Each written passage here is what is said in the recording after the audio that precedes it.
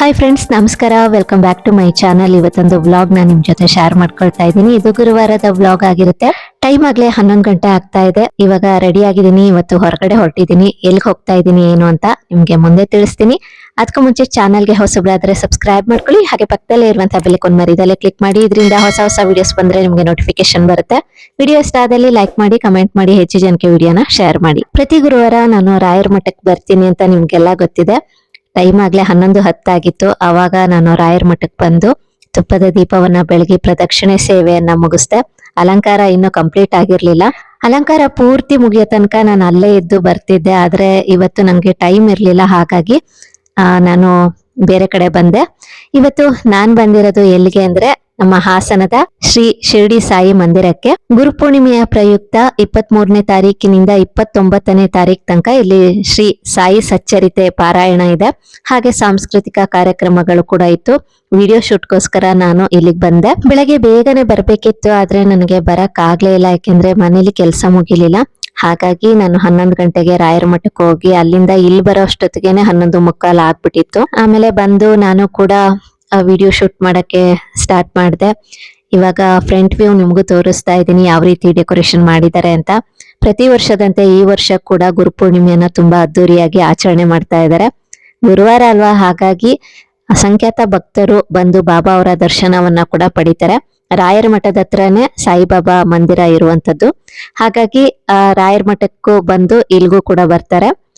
ಇವಾಗ ನಿಮ್ಗೂ ಕೂಡ ಡೆಕೋರೇಷನ್ಸ್ ಎಲ್ಲ ತೋರಿಸ್ತಾ ಇದ್ದೀನಿ.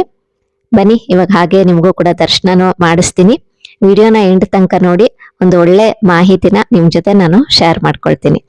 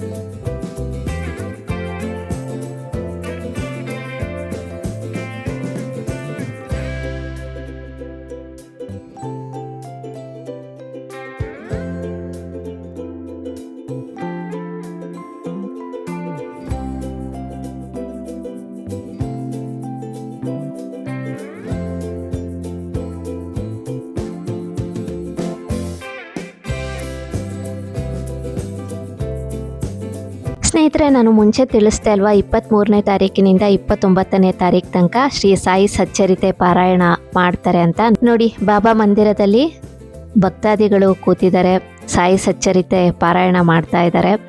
ಪ್ರತಿ ವರ್ಷದಂತೆ ಈ ವರ್ಷ ಕೂಡ ಅಸಂಖ್ಯಾತ ಭಕ್ತರು ಬಾಬಾ ಮಂದಿರಕ್ಕೆ ಬಂದಿರುವಂಥದ್ದು, ಬಾಬಾ ಅವರ ದರ್ಶನವನ್ನು ಪಡಿತಾ ಇರುವಂಥದ್ದನ್ನು ನಾನು ನಿಮಗೂ ಕೂಡ ತೋರಿಸ್ತಾ ಇದ್ದೀನಿ. ಇದನ್ನೆಲ್ಲ ನಾನು ವಿಡಿಯೋ ಮಾಡಿದ್ದು 12:15 ಅಷ್ಟೊತ್ತಿಗೆ ನಾನು ಮಾಡಿದ್ದು. ನೋಡಿ ಎಷ್ಟು ಜನ ಭಕ್ತಾದಿಗಳು ಬಂದಿದ್ದಾರೆ ಅಂತ.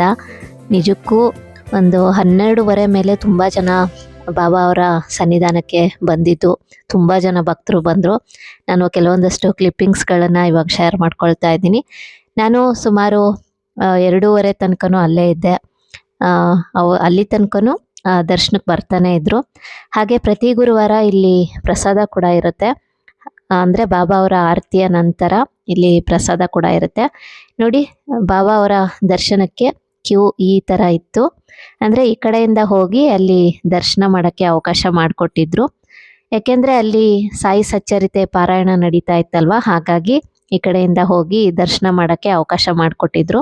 ಬಾಬಾ ಅವರ ಅಲಂಕಾರ ಅಂತೂ ತುಂಬಾನೇ ಚೆನ್ನಾಗಿತ್ತು. ನಾನು ಆಮೇಲೆ ನಿಮ್ಗೆ ತೋರಿಸ್ತೀನಿ. ಭಕ್ತಾದಿಗಳು ಮೊದಲಿಗೆ ಇಲ್ಲಿ ದರ್ಶನ ಮಾಡಿಕೊಂಡು ಆಮೇಲೆ ಈ ಕಡೆ ಬರ್ತಾ ಇದ್ರು. ನಾನು ಮುಂಚೆನೆ ತಿಳಿಸ್ದೆ ಅಲ್ವಾ, ಶ್ರೀ ಸಾಯಿ ಸಚ್ಚರಿತೆ ಪಾರಾಯಣ ನಡೀತಾ ಇತ್ತು. ಹಾಗಾಗಿ ನಾನು ಒಳಗಡೆ ಎಲ್ಲ ಹೋಗಿ ವಿಡಿಯೋ ಮಾಡಲಿಲ್ಲ, ಯಾಕೆಂದರೆ ಅಲ್ಲಿ ಸುಮ್ಮನೆ ಡಿಸ್ಟರ್ಬ್ ಆಗುತ್ತೆ, ಬೇಡ ಎಲ್ಲರೂ ಹೋಗಲಿ ಆಮೇಲೆ ಆರಾಮಾಗಿ ವಿಡಿಯೋ ಮಾಡೋಣ ಅಂತ ಅಂದ್ಕೊಂಡು ನಾನು ಸುಮ್ಮನಾದೆ. ಒಳಗಡೆ ಡೆಕೋರೇಷನ್ ಅಂತೂ ತುಂಬಾ ಚೆನ್ನಾಗಿ ಮಾಡಿದರು, ನಿಮಗೂ ಕೂಡ ತೋರಿಸ್ತಾ ಇದ್ದೀನಿ. ಇದನ್ನು ನಾನು ವಿಡಿಯೋ ಮಾಡಿದ್ದು ಯಾವಾಗ ಗೊತ್ತಾ, ಸುಮಾರು 1:30 ಹತ್ರ ಆಗಿತ್ತು ಅಂತ ಅಂದ್ಕೊಳ್ತೀನಿ. ನೋಡಿ, ಇವಾಗ ಸ್ವಲ್ಪ ರಶ್ ಕಡಿಮೆ ಆಗಿತ್ತು, ಹಾಗಾಗಿ ಒಳಗಡೆ ಬಂದು ವಿಡಿಯೋ ಮಾಡ್ತಾ ಇದ್ದೀನಿ. ಅಲಂಕಾರ ಅಂತೂ ತುಂಬಾ ಚೆನ್ನಾಗಿತ್ತು.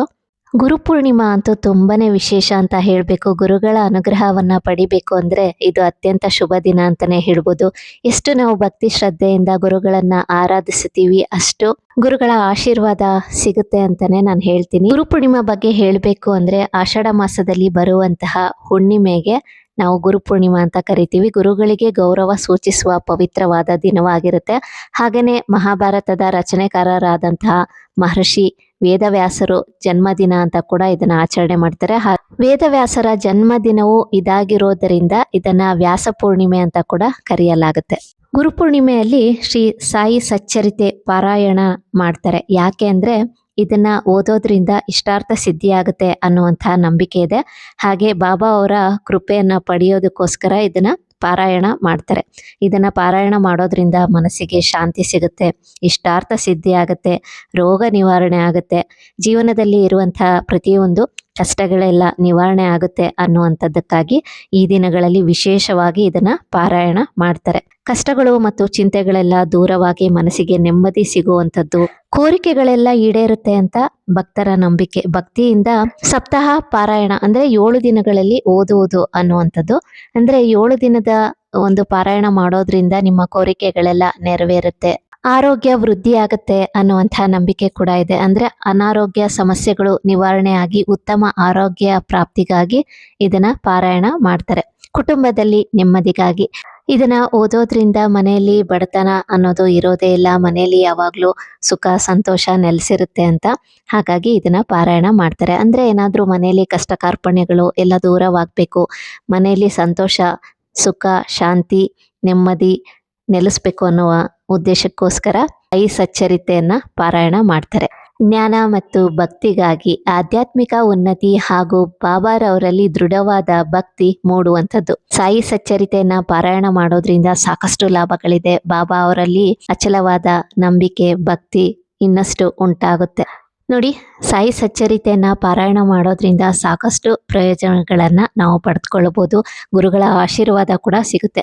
ಇದು ತುಂಬಾನೇ ವಿಶೇಷವಾದಂತಹ ದಿನಗಳು. ಹಾಗಾಗಿ ಭಕ್ತಿಯಿಂದ ಗುರುಗಳನ್ನ ಆರಾಧನೆ ಮಾಡೋದ್ರಿಂದ ನಮ್ಮ ಕಷ್ಟ ಕಾರ್ಪಣ್ಯಗಳೆಲ್ಲ ದೂರವಾಗುತ್ತೆ. ನಮ್ಮ ಇಷ್ಟಾರ್ಥ ಸಿದ್ಧಿ ಆಗ್ಬೇಕು ಅನ್ನೋದಾದ್ರೆ ಭಕ್ತಿಯಿಂದ ನಾವು ಶ್ರೀ ಸಾಯಿ ಸಚ್ಚರಿತೆಯನ್ನ ಪಾರಾಯಣ ಮಾಡಬೇಕಾಗತ್ತೆ. ಬಾಬಾ ಅವರನ್ನ ತುಂಬಾ ಹತ್ತಿರದಿಂದ ನಾನು ದರ್ಶನ ಮಾಡಿದೆ. ನಿಜವಾಗ್ಲೂ ಈ ಅವಕಾಶ ಸಿಕ್ಕಿದ್ದಕ್ಕೆ ನನಗೆ ತುಂಬಾನೇ ಖುಷಿ ಆಯ್ತು. ಈ ಒಂದು ಅವಕಾಶವನ್ನ ಮಾಡಿಕೊಟ್ಟಂತಹ ಸಾಯಿ ಪ್ರಸಾದ್ ಸರ್ ಆಗಿರ್ಬೋದು, ಸೂರ್ಯ ಪ್ರಕಾಶ್ ಸರ್ ಆಗಿರ್ಬೋದು, ಹಾಗೆ ಸಾಯಿ ಮಂದಿರದ ಪ್ರತಿಯೊಬ್ಬ ಸ್ಟಾಫ್ಗೂ ನಾನು ಈ ವಿಡಿಯೋ ಮುಖಾಂತರ ಥ್ಯಾಂಕ್ಸ್ ಹೇಳಕ್ಕೆ ಇಷ್ಟಪಡ್ತೀನಿ. ನಿಮ್ಮ ಇಷ್ಟಾರ್ಥ ಸಿದ್ಧಿಗಾಗಿ ನೀವು ಕೂಡ ಈ ಒಂದು ಪಾರಾಯಣನ ಮಾಡಿ ತುಂಬಾ ಒಳ್ಳೇದಾಗುತ್ತೆ. ನಾನು ಕೂಡ ವಿಡಿಯೋ ಶೂಟ್ ಮುಗಿಸಿ ಅಲ್ಲಿಂದ ಹೊರಟೆ. ಇವತ್ತಿನ ವಿಡಿಯೋ ಕೂಡ ನಿಮ್ಗೆ ಇಷ್ಟ ಆಗಿದೆ ಅಂತ ಭಾವಿಸ್ತೀನಿ. ಇನ್ನಷ್ಟು ಒಳ್ಳೊಳ್ಳೆ ವಿಡಿಯೋಸ್ಗಳಿಗಾಗಿ ಚಾನಲ್ನ ಸಬ್ಸ್ಕ್ರೈಬ್ ಮಾಡಿ ಸಪೋರ್ಟ್ ಮಾಡಿ. ಇವತ್ತಿನ ವಿಡಿಯೋ ಇಷ್ಟ ಆದಲ್ಲಿ ಲೈಕ್ ಮಾಡಿ, ಕಮೆಂಟ್ ಮಾಡಿ, ಹೆಚ್ಚು ಜನಕ್ಕೆ ವಿಡಿಯೋನ ಶೇರ್ ಮಾಡಿ. Thank you for watching.